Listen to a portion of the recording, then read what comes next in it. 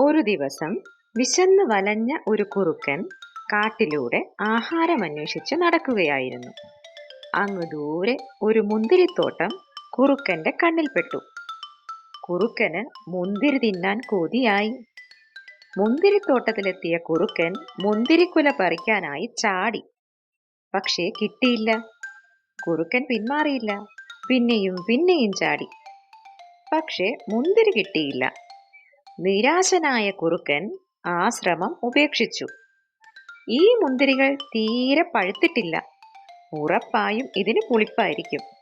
ഞാൻ എന്തിനാണ് ഇതിനായി വെറുതെ സമയം പാഴാക്കുന്നത്? പോയേക്കാം എന്ന് പറഞ്ഞ് സ്വയം ആശ്വസിച്ച് കുറുക്കൻ സ്ഥലം വിട്ടു. കിട്ടാത്ത മുന്തിരി പുളിക്കും.